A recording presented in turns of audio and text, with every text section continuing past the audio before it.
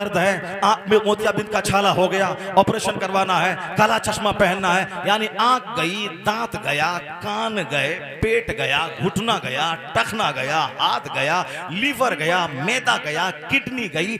इसलिए 50 से पहले ही लज्जत है जीने की।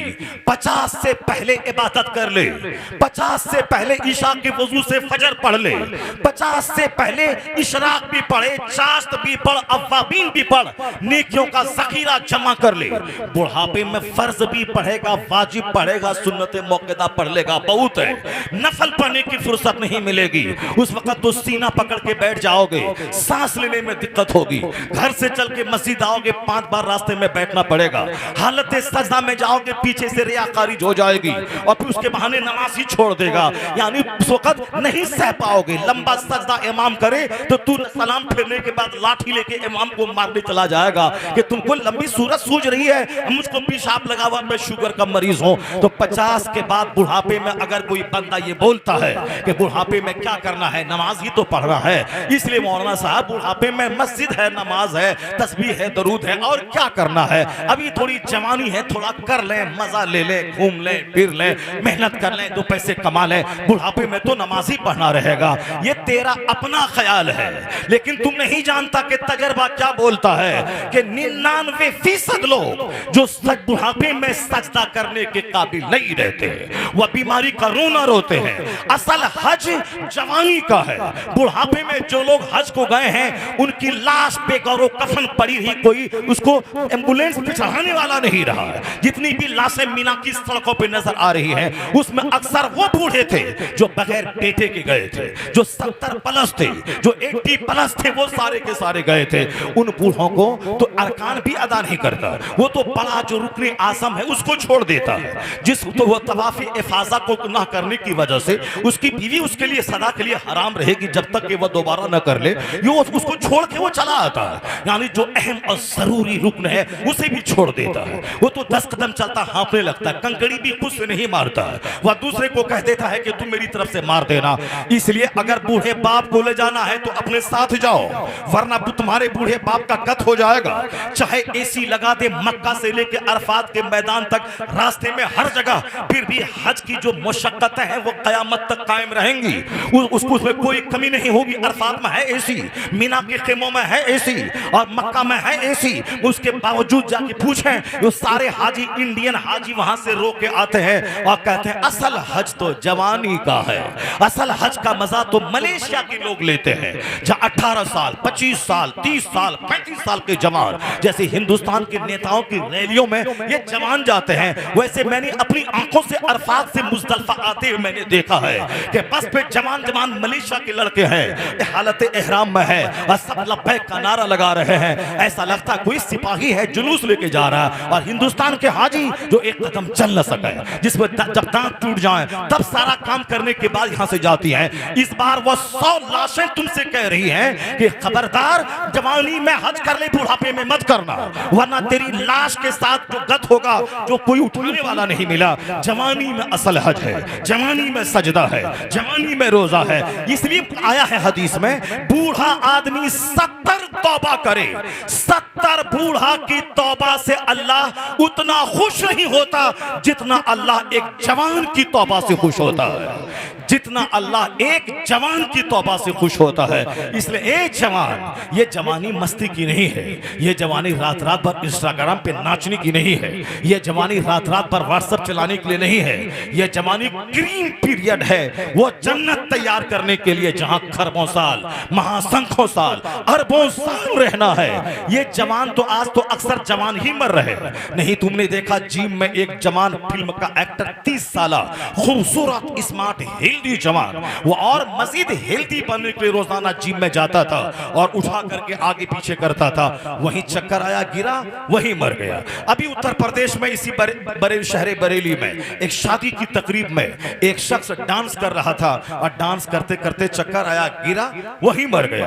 और अभी एक करंट वीडियो मेरे सामने आया कि एक औरत डांस कर रही थी इलाहाबाद इलाके में शादी में, डांस करते करते चक्कर आया, गिरी और मर गई। अब अक्सर मौतें जिम में हो रही है, जहां लोग सेहत पाने जाते हैं। अक्सर मौतें शादी में हो रही, जहां लोग खुशी के तरंग में झूमकर नाचने जाते हैं, वहां मौतें हो रही हैं। तो अब मौत जा रही है जिम में, अब मौत जा रही है शादी की तकरीब में।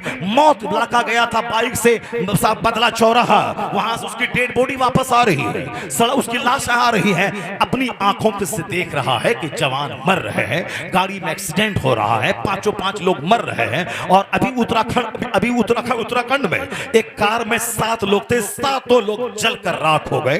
गेट नहीं खुल पाया, ड्राइवर भी मरा और जो लोग शरीक थे सारे के सारे मर गए। तुमने नहीं देखा दिल्ली के नोएडा सेक्टर 19 के करीब में एक कार में एक शख्स बड़ी भारी कीमती कार से जा रहा था, वह इंजीनियर था, लेकिन गाड़ी में आग लगी, दरवाजा लॉक है, खुल नहीं सका। सारे लोग बाहर से देखते रहे मगर बच्चे को बचा नहीं सके। वो नौजवान इंजीनियर मर गया। आए दिन एक्टर मर रहा है, आए दिन साहब क्रिकेटर मर रहा है, आए दिन जिम में जाने वाले साहब, वो हेल्थ के चीफ जाने वाले वो मर रहे हैं। तो क्या तुम बच जाओगे? आए दिन तुम्हारी मस्जिदों में फजर के बाद ऐलान होता फला साहब नहीं रहे, अजान होती है 5 टाइम और कभी कभी जनाजे का ऐलान 8 वक्त में होता है। तो तुम्हारी मोहल्ले के लोगों का ऐलान होता है। क्या सोचता है वो जमील मरा है मैं नहीं मरूंगा, क्या सोचता है करीम मरा है मैं नहीं मरूंगा। आज उसका ऐलान हुआ, कल तेरा ऐलान होगा, तो तेरे सारे सपने धरे रह जाएंगे। इसलिए हदीस में आया है कि जवान तौबा कर। तू एक जवान तौबा करता है तो 70 बूढ़ों की तौबा से ज्यादा अल्लाह उस जवान की तौबा से खुश होता है। और सुन ले क़यामत के दिन जहां सवा नेज़े पे आफताब होगा, लोग गर्दन तक पसीने में डूबे रहेंगे, न दरख्त का साया रहेगा, न कोई पहाड़ का साया होगा, जमीन परपट मैदान हो जाएगी, समंदर के पानी को बहा दिया जाएगा, समंदर के पानी में आग लगा दी जाएगी। आया है कुरान में वहज़ल बिहार फुज्जरत, वहज़ल बिहार सुज्जरत। जब समंदर के पानी को बहा दिया जाएगा, समंदर के पानी में आग लगा दी जाएगी, जमीन परपट मैदान हो जाएगी, ये पहाड़ रुई के काले की तरह उड़ने लगेंगे। ये पहाड़ जो जमीन का पिलर है, जो जमीन को हिलने से रोकता है, लेकिन क़यामत के दिन वह तकूनुल जिबालु कल एहनिल मनफूश, या रुई के काले की तरफ पहाड़ उड़ने लगेगा, लोगों का सीना फट जाएगा। लोग गम से जैसे दूध देने वाली, जैसे बच्चा, ऊंट का बच्चा बूढ़ा हो जाएगा सदमे से, ऊंट का बच्चा सदमे से बूढ़ा हो जाएगा। और लोग बच्चा बूढ़ा हो जाएगा उस तकलीफ को देखने के बाद। यानी जब पहाड़ उड़ने लगेगा, खतरनाक चिंगार की आवाज आएगी, उस वक्त में सारे लोग अपनी कब्रों से उठ के जब हिसाब किताब देने के लिए मैदान महशर में इकट्ठा होंगे, जब जमा होंगे, वहां क्या होगा? 50,000 साल का एक दिन होगा। जमीन तांबे की पसीने में शराब, और साया तलाश करेगा बंदा, कोई साया नहीं, न घर का साया, न दरख्त का साया, न पहाड़ का साया, कोई साया नहीं होगा। तो फिर वहां कौन सा साया होगा? आया है बुखारी शरीफ की हदीस में, सबअतुन युज़िल्लुहुमुल्लाहु फी ज़िल्ली यौम ला ज़िल्ला इल्ला ज़िल्लु। आया है बुखारी शरीफ की हदीस में आया है कि क़यामत के दिन 7 खुशनसीब ऐसे हैं जो अल्लाह के अर्श के साये में रहेंगे। जिस दिन अर्श इलाही के अलावा कोई साया नहीं होगा दुनिया आखिरत में, न दरख्त का, न पहाड़ का, न मकान का, न दीवार का साया। लोग साया तलाश करेंगे, काश मिले, नहीं मिलेगा, सिर्फ अल्लाह के अर्श का साया होगा। उस अर्श इलाही के साये में जिन 7 खुशनसीबों को जगह मिलेगी, उन 7 में एक खुशनसीब वो है। कौन खुशनसीब है? मैं तमाम नौजवानों से मुखातब हूं, मैं तमाम, कोई बंदा ना मदरसा कायम करेगा, न मस्जिद बनाने के लिए आगे बढ़ेगा। अभी 3 दिन पहले की बात है, दरभंगा बिहार, एक लड़का बोला, हजरत जलसा करना गुनाह है क्या? मैंने कहा कौन बोला? कहा हमारे गांव के लोग कह रहे हैं कि जलसा कराने से क्या फायदा है। तो मैंने कहा कि आज से 5 साल पहले आंध्र प्रदेश में मुहद्दिस कबीर भी थे और मैं भी था। तो जो जलसे का ऑर्गेनाइजर था उसने कहा मुहद्दिस कबीर से मेरे साथ, हम लोग दस्तरखान पे खाना खा रहे थे, कहा कि हुजूर मैं 15 दिन का जलसा, पूरी हिंदुस्तान में इकलौती तंजीम है वो जो 15 दिन के जलसे कंटिन्यू तंजीम करवाती है। यानी 25 सफर से जलसा शुरू होता है और 12 रबीउल अव्वल को खत्म होता है। अल्लाह, पूरे हिंदुस्तान की सबसे बड़ी तंजीम और बड़ा काम, और मैं उसमें लगभग 10-12 साल से मैं जा रहा हूँ। मुहद्दिस कबीर सरखान पर बैठे हुए थे, उसने कहा कि हजरत, पटेल ने कहा कि हजरत बड़ी दुश्वारी, बड़ी परेशानी, लोग औल फौल पकते हैं, कोई सराहता नहीं है, सब टांग खींचने में रहते हैं, क्या करूं? अब सब्र का पैमाना लबरेज हो गया है। मुहद्दिस कबीर ने कहा कि एक काम कीजिए कि सनीमा हाल खोल लीजिए, अल्लाह, सनीमा हाल बना लीजिए, तब कोई कुछ नहीं बोलेगा, ना हाथ खींचेगा, ना पैर खींचेगा, ना कोई आपकी बुराई बयान करेगा। कर लीजिए वो काम, दीन का काम करेंगे तो जन्नत वहां मिलेगी। आहा, माशाल्लाह। जब जन्नत वहां मिलेगी जो सबसे बड़ा इनाम है, आहा, तो दुनिया में तो कुछ सहना पड़ेगा। क्या बात है। जी जी जी, दुनिया में तो कुछ सहना हक पड़ेगा। है, हक है। बुजुर्गों की गर्दनें कट गई, है। उन्होंने क्या जुर्म किया था? बुजुर्गों के घरों में आग लगा दी गई, क्या जुर्म किया था? बुजुर्गों के हाथ पांव काट दिए गए, उन्होंने क्या जुर्म किया था? अल्लाह अल्लाह अल्लाह। कोई जुर्म था उनका? वो तो सिवाय अच्छी बात के कोई बात ही नहीं कहते थे। फिर उन्होंने गालियां सुनी, उनको सूली पे लटका दिया गया, उनको कई साल जेल में बंद कर दिया गया। अल्लाह, आपको जेल हुआ, आप कैद में डाल दिए, कैद खाने में डाल दिए गए, आपको किसी ने मारा, आपको किसी ने आपका हाथ काटा नहीं, सिर्फ इतना ही जबान का इस्तेमाल किया है। जी, गाली दी है, गीबत की है, चुगलखोरी की है, कुछ बोला है। वहां तो तलवार की ज़र्ब सह के भी लोग मुस्कुराते थे। अल्लाह अल्लाह। आप कम से कम गीबत सुनने के बाद मुस्कुराएं, तब कम से कम क़यामत में कह तो सकिएगा कि मैं काम नेक कर रहा था, लोग मुझे गालियां दे रहे थे, तो हर गाली के बदले में आपके दर्जात को बुलंद कर दिया। हक है, जिंदाबाद जिंदाबाद। तो अच्छा काम करने के बाद माला ही नहीं पहनाया जाता है। अगर यही बात है तो इमाम हुसैन से अच्छा काम कौन करेगा? कौन किया है दुनिया? हक बोला था, नहीं चलेगा जुल्म तेरा, आइन होगा खुदा का, दस्तूर होगा खुदा का। क्या कहने, किसी की मनमानी नहीं चलेगी। हक है। अजान होके रहेगी, नमाज़े बाजमात होके रहेगी, बेशक। हक चल के रहेगा, बातिल मिट के रहेगा, कुरान हदीस का उसूल चलेगा, किसी का नफसानी कानून नहीं चलेगा। मगर ताकत के नशे में सरशार यजीद ने इमाम हुसैन को ज़बह कर दिया, उनके बाल बच्चों को काट दिया, उनकी लाशों को घोड़ी की टापों से रौंद दिया। इमाम हुसैन का कसूर किया था, हक बोला था, बदले में कुंबा लूट गया, घर लूटा, घोड़े की टापों से लाशों को रौंद दिया गया।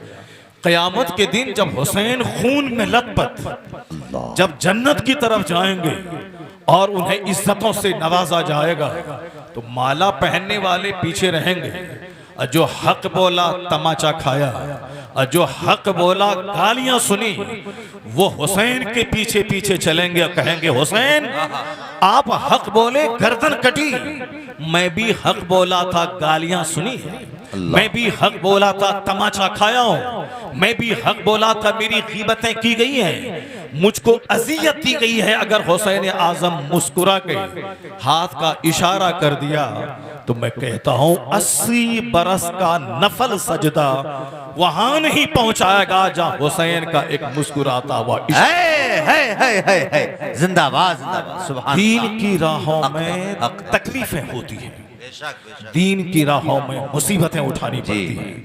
बड़े बड़े प्रधानमंत्री, बड़े बड़े प्रेसिडेंट और बहुत बड़े बड़े ओहदेदार, बहुत बड़े बड़े खरबपति, बड़े बड़े अरबपति, एक एक हजार एकड़ जमीन के जोतने वाले जमींदार, ये दुनियावी ओहदेदार जो हालत ईमान में नहीं मरेंगे, वो क़यामत के दिन आग की जंजीर में बांध दिए जाएंगे, आग के खूंटे में बांध दिया जाएगा। आग की जंजीर, आग की रस्सियां, आग का खूंटा, आग की दीवारें, आग की छतें, आग ही आग होगी। एक एक हजार एकड़ जमीन के जोतने वाले, पूरी दुनिया में जिसकी तूती बोलती होगी, जिसकी शोहरत का टंका बजता होगा, ये साहब प्रेसिडेंट हैं, ये फला मुल्क के प्रधानमंत्री हैं, जब उनको आग में डाला जाएगा तो जो बदला चौराहे का ठेला लगा के प्याज और लहसुन बेचने वाला जो दिन भर में 300 रुपए कमाता है, ये हालत ईमान में अगर मर गया, मुस्लिम बन के मर गया, वला तमूतुन्न इल्ला व अंतुम मुस्लिमून, ये मुसलमान बन के मर गया, जहां खरबोंपति, महाशंखोपति, प्रेसिडेंट, प्राइम मिनिस्टर, हाईली दुनियावी एजुकेटेड पर्सनैलिटीज के मालिक, बड़े बड़े मिनिस्टर्स, ये सारे के सारे आग के खूंटे में बांध के मारे जाएंगे। और वहां ये प्याज और लहसुन, ये 500 रुपए का आम लेके बेचने वाला, 300 रुपए कमाने वाला, जो ईमान का सौदा नहीं किया, हालत ईमान में मर गया, इनको जब रेशम का कपड़ा पहनाकर, सोने का कंगन हाथ में डालकर, और जब रेशमी बिस्तर पे, इसको कुर्सी पे लेटा बैठाकर, जब उनके सामने इज्जत का ताज उनके सर पे रखा जाएगा, और 70-70 हूरों से उनका जब निकाह किया जाएगा, सोने चांदी की ईंटों से बने हुए महल में हद्दे निगाह तक एक जन्नती का अपना घर होगा, जिस महल में वो रहेगा।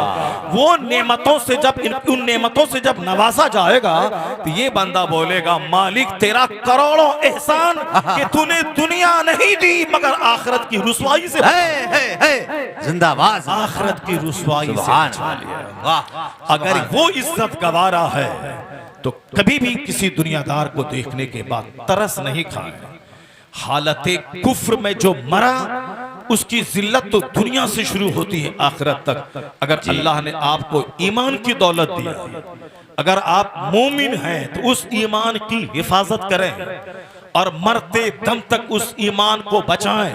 न कभी गाड़ी न होने का शिकवा करें, न कभी किराए के घर की शिकायत करें, न कभी अपनी गुर्बत पे आंसू बहाएं, न कभी अपनी बेबसी पे आंसू बहाएं, न किसी मुशरिकीन के फलकबोस इमारतों पे तरस खाएं। जो दौलत उनके पास नहीं है, वो दौलत अल्लाह ने आपको दिया है, उसी शुक्राने में तर रहे, हालत सजदा में रहे रोजाना, और कह इलाही तेरा एहसान कि 1000 एकड़ जमीन से बढ़कर जो दौलत ईमान की है, वो दौलत तूने मुझको अता किया है, इसलिए मैं आग पे भी सजदा करूं तो कम है। अगर पॉजिटिवली सोचेंगे, कोई मुसलमान नर्वस नहीं रहेगा, न काफिरों के तख्तो ताज को देखकर ये नर्वस होगा, ईमान की दौलत को देखेगा और मुस्कुराएगा, सजदे शुक्र बजा लाएगा, और यही एक दुआ करेगा, मालिक बेशुमार लोग मोमिन थे मगर मरने से पहले पहले काफिर हो गए, उसका ईमान लूट गया।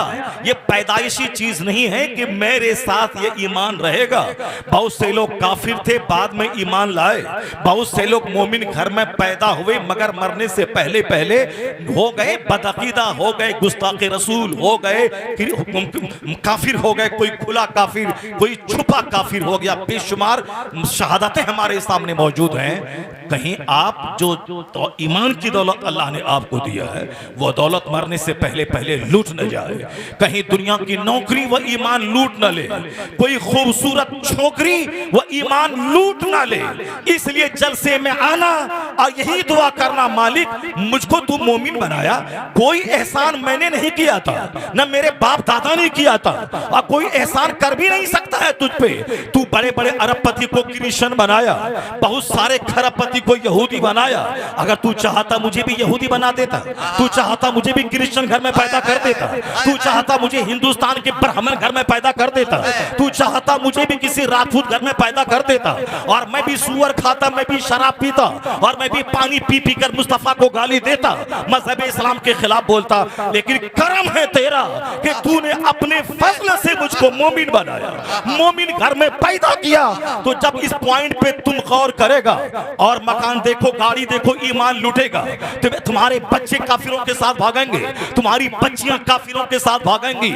ईमान पे जोर देना होगा, ईमान की नेमत का शुक्र अदा करना होगा, अपने बाल बच्चों को ईमान का महत्व बताना होगा, ताकि बच्चा जिंदगी भर कुंवारा रहे मगर ईमान का सौदा न करे, ताकि तेरी बेटी के सामने 5 करोड़ महीना कमाने वाला कोई काफिर उसके निकाह शादी का प्रपोज करे, ये बोले मैं तेरे चेहरे पे थूक दूंगी, सारी जिंदगी कुंवारी रह जाऊंगी, इस्लाम का सौदा नहीं करोगी। उसके लिए घर में चर्चा करना होगा ईमान का, घर में दस्तरखान पे बात करना होगा ईमान का, ईमान की नेमत का महत्व बताना होगा, आखिरत और जन्नत की बात बतानी होगी। मास्टर बनना, डॉक्टर बनना, प्रोफेसर बनना, IAS ऑफिसर बनना, IPS ऑफिसर बनना, विधायक बनना, बनना, मंत्री बनना, सांसद बनना, ये सारी बातें बाद में करना। पहले ईमान की बात कर अपने बाल बच्चों के सामने, पहले जन्नत की बात कर, पहले दोज़ख की बात कर। अगर तू ये करेगा तो तेरे दिल से एक दुआ निकलेगी, ना दौलत की दुआ, ना गाड़ी की दुआ, ये दुआ निकलेगी, मालिक अगर दुनिया में सोने के घर में भी मैं रह जाऊं, कितने दिन तक रहूंगा? 50 साल, 70 साल, 80 साल। अगर मैं प्रधानमंत्री भी बन जाऊं, कितने दिन तक रहूंगा? 5 साल, 10 साल, 20 साल। उसके बाद तो मरना है, अपने अंजाम को पहुंचना है। असल इज्जत तो वहां की है, असल राहत तो वहां की है जहां का एक दिन 50,000 साल के बराबर होगा। तो असल राहत वहां की, असल इज्जत वहां की। अगर वहां पे नजर रहेगी तो बाल बच्चे और मकान के लिए सजदे में तुम नहीं रोएगा। वह सैयद सालार मसूद गाजी के यहाँ जाके अपनी बेटी की शादी के लिए नहीं रोएगा। हर जगह यही कहेगा, मालिक ईमान सबसे बड़ी दौलत तूने देके मुझको धनवान बनाया है, तो बस एक काम और कर देना। जब बगैर मेरी मेहनत के, मेरे कसब के, मेरे एहसान के तूने यकतरफा एहसान करके मुझको मोमिन बनाया, तो एक काम और कर देना, हालत ईमान में मौत देना और मुस्तफा की शफाअत से जन्नतुल फिरदौस अता। नारे तकबीर, बुलंद आवाज से हाथों को फिजाओं में लहरा के जिंदा दिली का मुजाहरा करें। नारे तकबीर, नारे रिसालत, मसलके आला हजरत हजरत अल्लामा मुफ्ती शेर यार खान साहब क़िबला, जश्न ताजी शरिया कॉन्फ्रेंस। नारे तकबीर, नारे रिसालत, जिंदाबाद जिंदाबाद। चूंकि हमारे घर में आखिरत का चर्चा ही नहीं, हमारे घर में दीन का चर्चा ही नहीं, इसलिए हमारे बच्चे नौकरी के चक्कर में काफिर हो रहे हैं, हमारे बच्चे छोटी सी लड़की के चक्कर में काफिर हो रहे हैं। कितने दिन तक वह जवान रहेगा? 10 साल, 50 साल के बाद तो ऐसे ही आदमी बूढ़ा हो जाता है। सोच सोच कर मर्द नामर्द हो जा रहा है। इस कदर टेंशन दिमाग पे मोल ले लिया है। घर, मकान, गाड़ी, दुकान, वाल, पुट्टी साहब, generator, washing machine, sofa, AC, refrigerator, शहर में घर, छोटी गाड़ी, बड़ी गाड़ी, बुलेट, इनोवा, क्रिस्टा, ऊडी, न जाने क्या क्या तमन्नाएं दिमाग में पाल के जवान नामर्द हो गया है। मर्दानगी उस वक्त होती है जब बंदा बेफिक्र रहता है, जब बंदे के दिमाग पे कोई टेंशन नहीं रहता, तब तो वो 80 साल की उम्र में भी शादी करके 5 बच्चे का बाप बन जाता है। यहाँ तो 40 साल की उम्र में अधेड़ हो गया, क्योंकि दिल दिमाग पे इतने सारे टेंशन हावी हो गए कि मर्द भी नामर्द हो रहा है। अगर जिंदगी की लज्जत चाहिए तो बेफिक्र जिंदगी गुजारो, फालतू टेंशन दिमाग में मत पालो, घर मकान का टेंशन मत पालो, किराए के घर में रहो, मस्त रहो, सूखी रोटी खाओ, मस्त रहो, नमक रोटी खाओ, मस्त रहो, टूटी चप्पल पहनो, मस्त रहो।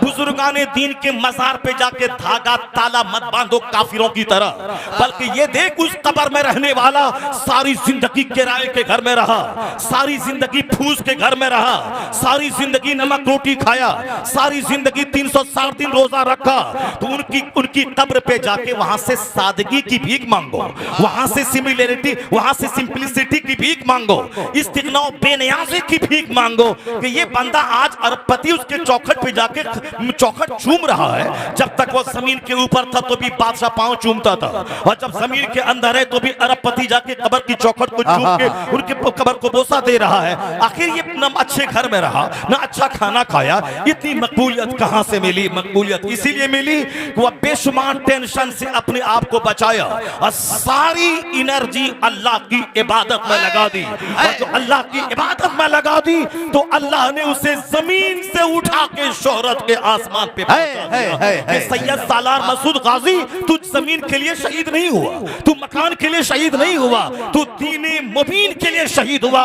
अब जब तक हिंद रहेगा तेरा झंडा लहराता है, और जब तक इस्लाम रहेगा तेरी अजमत का झंडा लहराता है। सुभान अल्लाह, जिंदाबाद जिंदाबाद। जो सिर्फ जमीन, मकान, दुकान के लिए मरेगा, उसको तो उसकी जिंदगी में उसका बेटा जूता मारेगा। बेशक बेशक। उसकी जिंदगी में उसका बेटा छाती पे चढ़ के ब्लैंक चेक पे साइन बाप से करवाएगा। जी। 90% लोग, पूछे मुफ्ती नानपारा के पास कितने लोग आते थे, उनके नवासे के पास कितने लोग आ रहे हैं, इसी तरह का गम और टेंशन लेके आ रहे हैं कि मेरा बेटा नाफरमान हो गया, मेरा बेटा मेरी बात नहीं मान रहा है। अभी आज फोन आया मेरे एक रिश्तेदार का कि मैं अपने बेटे को कह रहा हूं कि शादी करो, मगर वो कहता है कि हम उस लड़की से नहीं करेंगे, जबकि लड़की अच्छी है, खानदान अच्छा है, सब कुछ अच्छा है, लेकिन ये करने को तैयार नहीं। हमने सारी बातें कर ली हैं। अब बताइए कि मैं लड़की वालों के सामने, मैं लड़के का बाप, मैं जलील हो जाऊंगा, मैं रुसवा हो जाऊंगा, कहीं का नहीं रहूंगा। वो बोलेगा कि इसके बेटा इसके काबू में नहीं है, इसके हाथ से बाहर, इसकी बात नहीं मानता है। बस हजरत आप समझा दीजिए। मैंने एक वॉइस मैसेज छोड़ दिया उनको, अगर दुनिया और आखिरत की खुशनुदी चाहते हो, खुशी चाहते हो, तो तैयार हो जाओ बाप की खुशी पे। अगर तुम चाहते हो कि यहां भी 1 करोड़ कमाने के बाद भी जलील ही होना है, तो फिर अपनी ख्वाहिशात की तकमील के लिए जो चाहो करो, वरना इतना जान ले कि माँ बाप को नाराज करके कुछ नहीं मिलेगा। इसलिए कि सारी खुशियां माँ बाप की खुशी में पोशीदा है, उनको खुश रखने में पोशीदा है। उससे हट के बेशुमार लोग जलील हो गए, रुसवा हो गए। माँ बाप से हट के जीने वाला खुदकुशी की मौत मर गया, जहर खा के मर गया, अपनी जिंदगी में कभी चैन नहीं पाया। इसके अलावा और क्या कह सकते हैं आप? यही, इसके अलावा ऐसा नहीं कि कोई तावीज देके उसके दिमाग को मोड़ दे, वह दिल बहलाने का एक जरिया है। तावीज देने के बाद सारा काम बन जाए तो हम अपने दरवाजे पे लगा दें आम का पेड़, उसमें तावीज डाल दें, सेब निकल जाएगा। गुलजारे मिल्लत के पास जाएं, कहें हुजूर आपका क्या कहना, पूरी हिंदुस्तान में आपका जलवा है, ताजुश शरिया के खलीफा हैं, खानदानी अजमत है, दरवाजे पे मैंने एक आम का पेड़ लगाया है, तावीज दे दीजिए ताकि सेब निकल जाए वहां से। और हमने गेहूं का खेत, गेहूं का दाना लगाया है, तावीज दे दीजिए कि वहां से बासमती धान निकल जाए। हुजूर मैंने यहाँ पे आम का पेड़ लगाया है, आप तो तावीज दे दें ताकि यहाँ से लीची फल जाए। ऐसा नहीं होता है कि आम के पेड़ में तावीज डाल लूं लीची निकल जाए। ऐसा नहीं होता है कि गेहूं के पौधे में तावीज डालते हैं वहां से बासमती धान निकल जाए। नहीं, कुदरत का कानून क्या है? धान के पौधे से धान निकलता है, गेहूं के पौधे से गेहूं निकलता है, आम के पेड़ से आम निकलता है, लीची के पेड़ से लीची निकलती है, सेब के पेड़ से सेब निकलता है, अखरूट के पौधे से अखरोट निकलता है, संतरा के पेड़ से संतरा निकलता है। ऐसा नहीं, विपरीत नहीं होता, ये कुदरत का कानून है। मैंने कहीं नहीं देखा कि लगाया मैंने धान वहां से निकल गया सोना, लगाया मैंने गेहूं वहां से निकल गया हीरा।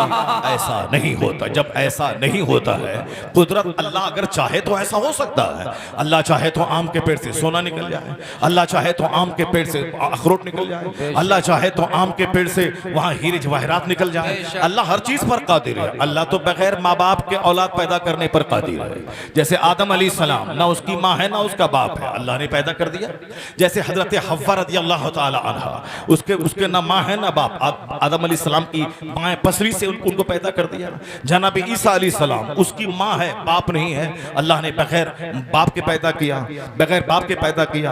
आदम अलैहिस्सलाम को बगैर बाप माँ के पैदा कर दिया। लेकिन कानून क्या है? अल्लाह का कानून है कि माँ बाप आपस में मिलेंगे तब औलाद पैदा होगी। ये एक नियम है, ये एक सिस्टम है। बाकी वो अल्लाह की ताकत और कुदरत है जो अल्लाह ने दिखला दिया। हम ऐसा कर सकते हैं, बगैर माँ बाप के भी पैदा कर सकते हैं और बगैर बाप के भी पैदा कर सकते हैं। ये खुदा की कुदरत है। मगर खुदा का नियम क्या है?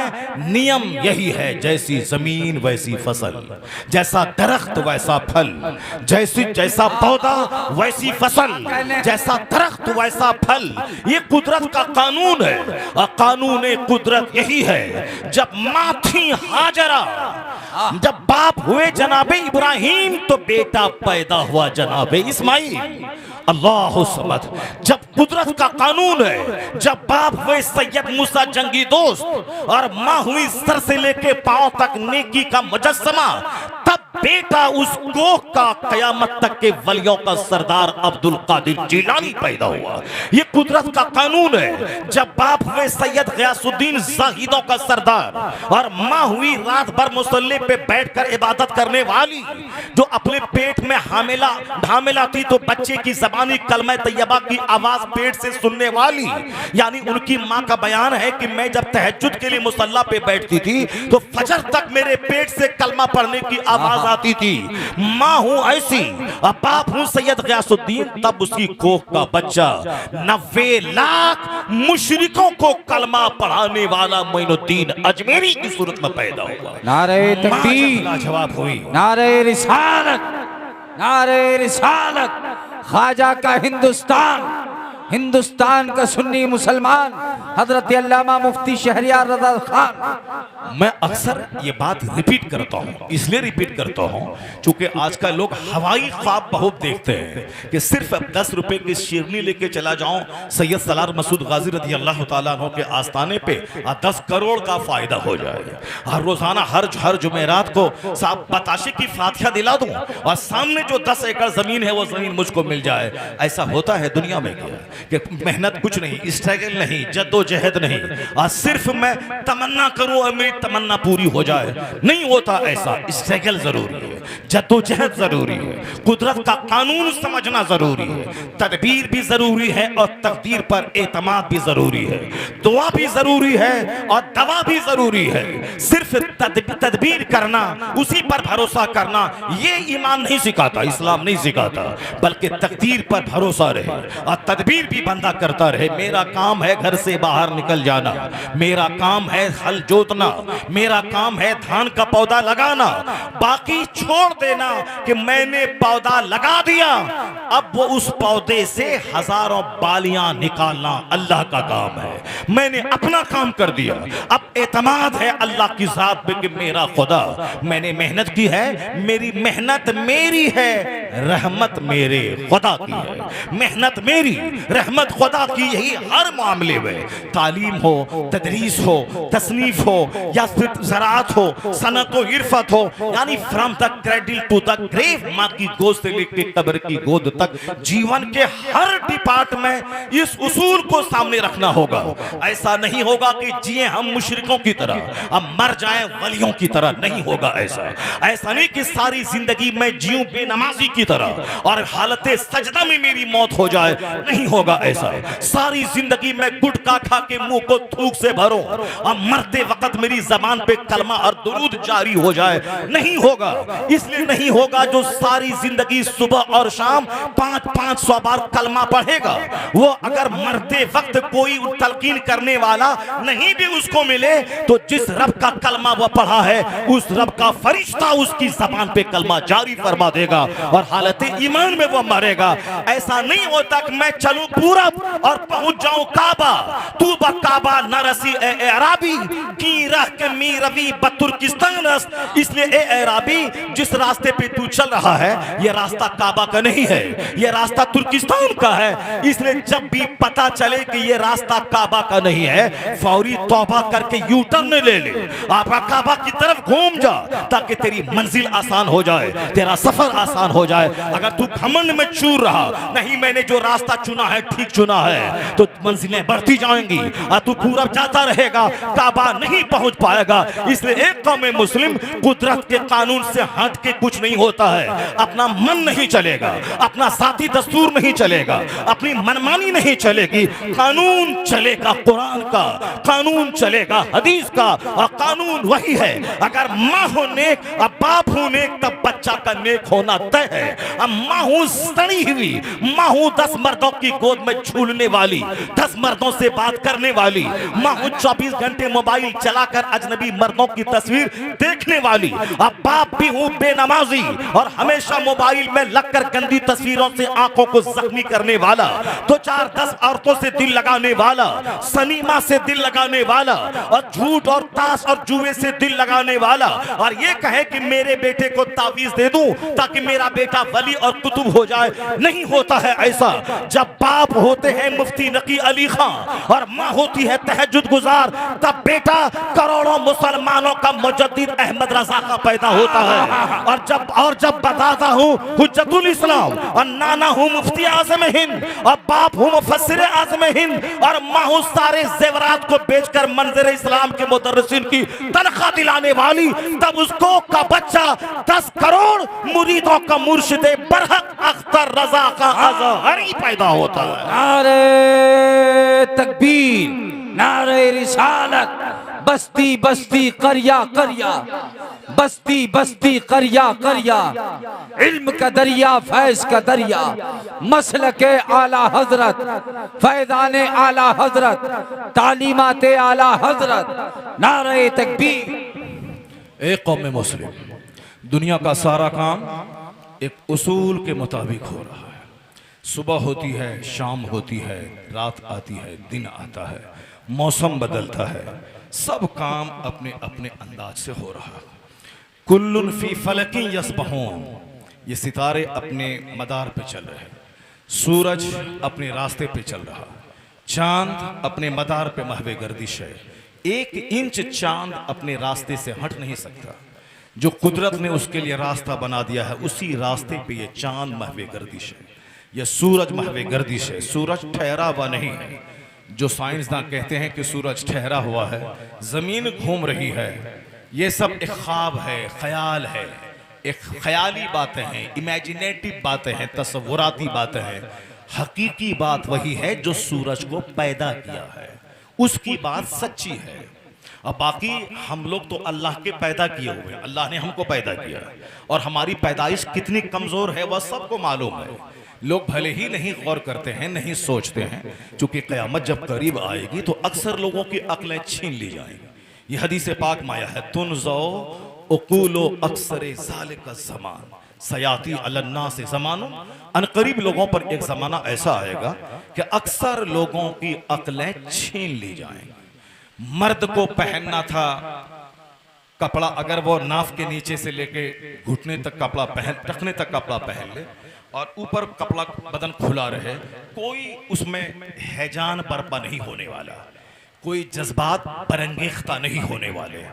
लेकिन अगर औरत अगर इसको भी खोल के रहती है तो सामने वाले आदमी के दिमाग में बहुत सारे वसवसात पैदा होने लगते हैं, चूंकि उनका सर से लेके पांव तक सारे पार्ट्स हिडन रहना चाहिए, और सबको अल्लाह ने अट्रैक्टिव पुरकशिश बनाया है मर्दों के लिए, ताकि मर्द की निगाहों में ये काली कलोटी भूतनी औरत भी मर्द की निगाहों में वो काबिल एहतराम होती है, क्योंकि एक कशिश है जो अल्लाह ने मर्दों के दिल में पैदा कर दी। मर्द एक जिन्स है, औरत एक जिन्स है, दोनों में एक दूसरे की कशिश अल्लाह ने रखी है, तब न गुजर बसर होता है। लड़की है हिंदुस्तान की, लड़का है अमेरिका का, सारा संसार छोड़ के उनके साथ निकाह करके चली जाती है, सब कुछ भूल जाती है, माँ बाप भाई बहन सारा संसार उसी लड़के के साथ। वो कौन है जो मोहब्बत डाल देता है? वो अल्लाह की ज़ात है, जो अजनबी मर्द के दिल में औरत की मोहब्बत डाल देता है। लड़का रहने वाला बिहार का है, लड़की रहने वाली राजस्थान की है, शादी कर लिया, बिहार के देहात में लड़की चली गई, माँ बाप भाई बहन राजस्थान जैसा स्टेट छोड़कर बिहार के देहात में अपने एक मामूली सिंपल शौहर के साथ रह रही। वह कौन है जो मोहब्बत डाल देता है? अल्लाह की ज़ात है। इसलिए औरतों में अल्लाह ने कशिश रखी है। अब उसको पर्दे का हुक्म दिया है ताकि तेरा चेहरा छुपा रहे, तेरे सर के बाल छुपे रहे, ताकि तेरे कान छुपे रहे, तेरी गर्दन छुपी रहे। ये सब वो पार्ट्स हैं जिसमें ज्यादा अट्रैक्शन रखा गया है। बुरा हो यहूदियत का, नसरानियत का, बुरा हो फिल्मी कल्चर का, जो जो चीजें कीमती हैं, छुपाने वाली हैं, उन्हीं चीजों को भड़कीले लिबास के नाम पे खुलवा दिया गया, बेपर्दा कर दिया गया। ये सर के बाल बेपर्दा हो गए। जो अगर मसला ये है, अगर औरतों के सर के बाल टूट गए, उसको वो औरत मिट्टी के नीचे दफन कर दे ताकि गैर मर्दों की नजर उस पर ना पड़े। मसला है कि सर के बाल जो टूट गए औरतों के, उस पे भी मर्द निगाहें गाड़ के उस पर ना देखे, चूंकि सर से बाल टूटने के बावजूद भी उसमें वो कशिश रहती है कि दिमाग में वसवसा पैदा होता है। तो जब सर से के टूटे हुए बाल को देखना नहीं चाहिए, जो सर के बाल सर में लगे हुए हैं उसको कैसे देखना चाहिए, उसको कितना देखना चाहिए और कितना नहीं देखना चाहिए फैसला कर सकते हैं। लेकिन शर्म हया का जनाजा निकल गया। मर्द तो उसको खोलवा के आंखों की लज्जत का तमाशा किया है, और औरतें भी आजादी के नाम पे मर्द ने यहां तक हाथ रखा तो उन्होंने यहां तक हाथ खोल करके आजादी के नाम पे, फैशन के नाम पे उन्होंने अपने आप को जलील और रुस्वा कर दिया। लोग कहते हैं डेवलपमेंट है, लोग कहते हैं तरक्की है। जरा गौर से सुनिएगा, नेचुरल सिस्टम के खिलाफ काम करना नेचुरल सिस्टम है कि औरतें पर्दे की चीज हैं। नेचुरल सिस्टम है कि मर्द मेहनत करने के लिए पैदा हुआ है, रात आराम करने के लिए, और दिन काम करने के लिए। अब लोग अगर इसके बरक्स करने लगे कि रात में काम करें और दिन में आराम करें और कंटिन्यू ऐसा करें, सेहत खतरे में पड़ जाएगी। भले ही वो कुछ करे, फैक्ट्री चल रही है 24 घंटे सब कुछ चल रहा है, लेकिन रात में काम करने वाले मजदूर की सेहत दिन में काम करने वाले मजदूर के मुकाबले में उसकी सेहत हमेशा कमजोर रहती है। 10 साल के बाद, 20 साल के बाद, 25 साल के बाद सेहत चूर चूर हो जाती है। खतरनाक बीमारियों की शिकार वह लोग हो जाते हैं जो नेचुरल सिस्टम के खिलाफ करते हैं। और नेचुरल सिस्टम है रमजान के दिन में रोजा रखना। रमजान के अलावा रोजा रखने की जरूरत नहीं है। आदमी मर्द है, मेहनत मुशक्कत करे, फर्ज नहीं है। अगर रख रहे हैं तो सवाब मिलेगा, नहीं रख रहे हैं तो कोई गुनाह नहीं है। उस वक्त जब रोजा नहीं है तो टाइम टाइम पे खाना।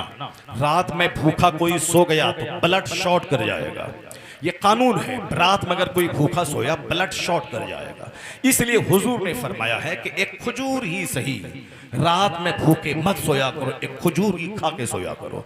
अगर नहीं आपको तजर्बा हो तो 3-4 दिन बगैर खाए रात में सो जाए और सुबह सवेरे उठ के अपने बदन का फिजिकल पोजीशन का आप जायजा लें कि पूरे बदन में किस तरह हल्कापन मालूम होता है। ऐसा लगता है जैसे ताकत नहीं है। एक खजूर ही सही रात में खा के सोएं। डॉक्टर कहते हैं कि रात में कुछ खा लिया करें, सुबह सवेरे उठने के बाद फौरन खाएं, सुबह सवेरे उठने के बाद खाएं। उसके गैस की बीमारी को अगर दबाना है, औरतें 90% गैस्ट्रिक की मरीजा होती है, चाहे मौलाना की बीवी हो चाहे काश्तकार की बीवी हो। मौलाना साहब तो कहते हैं कि सुबह सवेरे उठे फजर की नमाज पढ़ने के बाद फौरी चाय मत पीना खाली पेट में, ये चाय गैस बनाती है। दूध वाली चाय मत पीना, वह गैस भी बनाएगी। जैसे कपड़े में दूध वाली चाय गिर जाए वो कपड़ा फट जाएगा, अगर आला नहीं लगाए तो कपड़ा फट जाएगा मगर वो दाग खत्म नहीं होगा। जब ये नरमो नाजुक कपड़े में दूध वाली चाय का दाग साफ साबुन से साफ नहीं होता है।